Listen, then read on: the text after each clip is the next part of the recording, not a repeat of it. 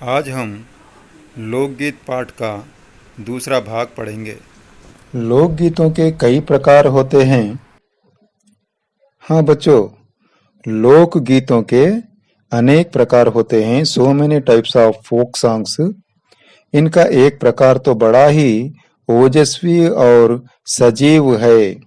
उनमें से एक प्रकार है जो ओजस्वी यानी प्रभावशाली, पावरफुल और सजीव, लाइव है। यह इस देश के आदिवासियों का संगीत है। किसका संगीत है बच्चों? आदिवासी। आदिवासी किसे कहते हैं? हमारे देश के जो ट्राइबल्स हैं। मध्य प्रदेश, दक्कन, छोटा नागपुर में गोंड खांड, भील, संथाल आदि फैले हुए हैं। यहाँ पर ये मध्य प्रदेश, दक्कन और छोटा नागपुर, इन प्रांतों में गोंड खांड जाति के लोग, भील, संथाल जाति के लोग फैले हुए हैं, वहां पर स्थित हैं। इनके गीत और नाच अधिकतर साथ साथ और बड़े बड़े दलों में गाए और नाचे जाते हैं। तेलंगाना प्रांत के कुछ प्रांतों में, जैसे आदिलाबाद जैसे प्रांतों में जातियां वहां पर रहती है, स्थित हैं।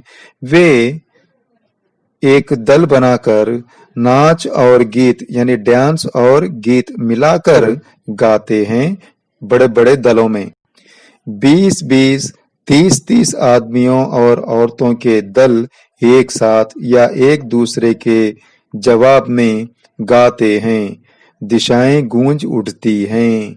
तो मैंने बताया है ना बच्चों, 20-20 के या 30-30 के, 20-20 कैंडिडेट्स या 30-30 कैंडिडेट्स, चाहे वो स्त्री हो या पुरुष हो या दोनों मिलकर हों, ये दलों में मिलकर नृत्य करते हुए ये फोक सॉन्ग्स गाते हैं। तभी वहां का वातावरण बहुत उत्साहपूर्ण हो जाता है।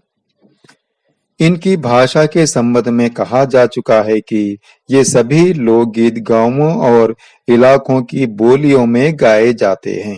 वहां की बोली, जो बोली जाने वाली भाषा होती है, उनकी मातृभाषा में ही गीत लिखे जाते हैं और गाए जाते हैं। इसी कारण ये बड़े आह्लादकर और आनंददायक होते हैं, डिलाइटफुल और प्लेजरेबल होते हैं। इस कारण से वह बहुत प्रचलित हैं। राग तो इन गीतों के आकर्षक होते ही हैं, इनकी समझी जा सकने वाली भाषा भी इनकी सफलता का कारण है। फोक सॉन्ग की जो राग होती है, जो रिदम होती है, वो तो आकर्षक होती है, अट्रैक्टिव होती है। इनके साथ साथ इनकी भाषा का भी, इनका बोली का भी प्रभाव पड़ता है। आगे चलते हैं बच्चों। अनंत संख्या अपने देश में स्त्रियों के गीतों की है। तो देखिए बच्चों, यहाँ पर मोस्टली स्त्रियां ही अधिक से रचनाएं करती हैं और गाती भी हैं तो ये गीत भी लोकगीत ही, पर अधिकतर इन्हें औरतें ही गाती है, स्त्रियां ही गाती हैं। इन्हें सिरजती भी अधिकतर वही हैं। सिरजना यानी टू क्रिएट, स्त्रियां ही अधिकतर लिखा करती है। वैसे मर्द रचने वालों या गाने वालों की भी कमी नहीं है, पर इन गीतों का संबंध विशेषतः स्त्री से है। इस दृष्टि से भारत इस दिशा में सभी देशों से भिन्न है, क्योंकि संसार के अन्य देशों में स्त्रियों के अपने गीत मर्दों या जनगीतों से अलग और भिन्न नहीं है, मिले जुले ही हैं। पुरुषों के गीत और स्त्रियों के गीत सभी मिले जुले ही होते हैं। एक विशेष बात यह है कि नारियों के गाने साधारणतया अकेले नहीं गाए जाते, दल बांधकर गाए जाते हैं। नारियों के गीत जो होते हैं, लेडीज के गीत जो होते हैं, सिंगल तरह से नहीं गाए जाते, बल्कि ग्रुप में गाए जाते हैं। अनेक कंठ एक साथ फूटते हैं। यद्यपि अधिकतर उनमें मेल नहीं होता, फिर भी त्योहारों और शुभ अवसरों पर वे बहुत ही भले गाते लगते हैं। यह सब मिलजुल कर गाते हैं तो उनकी एक महत्ता बढ़ जाती है।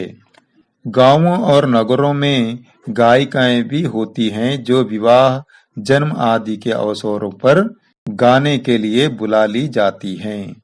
तो हमें ये भी पता है कि कुछ खास अवसरों पर, ओकेजन्स पर, जैसे विवाह हो या किसी का जन्म हुआ हो, तो गांव में और शहरों में ऐसी स्त्रियां होती है जिन्हें हम बुलाकर इस प्रकार के फोक सॉन्ग्स, लोकगीत गाने की प्रथा है। सभी ऋतुओं में स्त्रियां उल्लासित होकर दल बांधकर गाती हैं। यही नहीं, ऋतुएं बदलती हैं तब भी स्त्रियां या पुरुष अपने अपने प्रांतों में अपने प्रांतों के लोकगीत गाया करते हैं। जैसे तेलंगाना प्रांत का बतकम्मा लोकगीत बहुत ही प्रचलित है।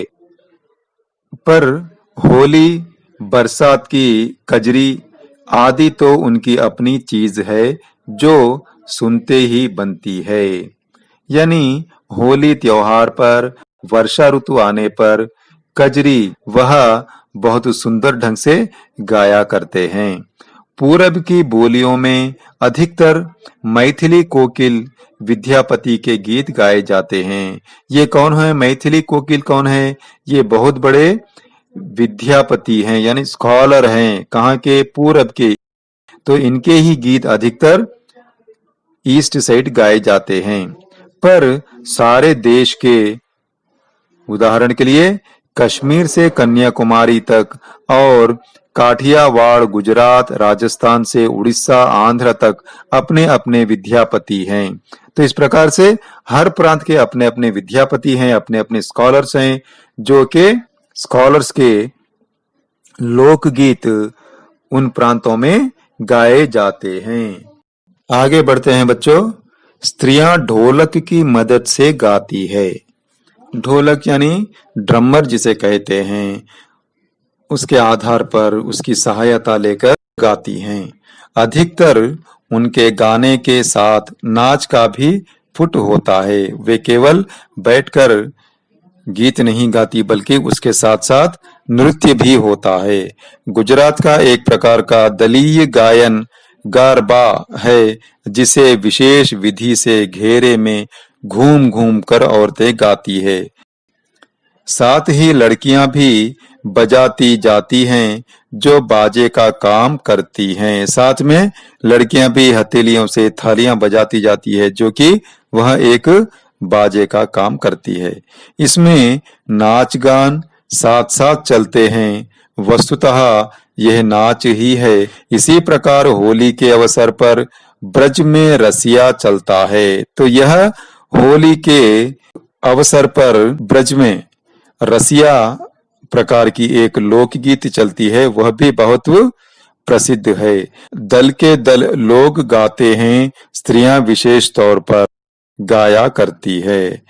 तो गांव के गीतों के वास्तव में अनंत प्रकार हैं। तो ये जो गांव के जो लोकगीत हैं, फोक सॉन्ग्स हैं, उसके कई प्रकार हैं। So many types of folk songs हमने पहले भी पढ़ा है। जीवन जहां इठला इठला कर लहराता है, वहां भला आनंद के स्रोतों की कमी हो सकती है? तो जहां पर हमारा जीवन इठला कर लहराता है, चलता है, तो वहां पर आनंद की कोई कमी होती है क्या? नहीं ना बच्चों? हाँ, बिल्कुल नहीं। उद्दाम जीवन के ही वहां के अनंत संख्यक गाने प्रतीक हैं। यहाँ पर हम इस पाठ को समाप्त करते हैं। अगले सत्र में अभ्यास कार्य करेंगे। जय हिंद।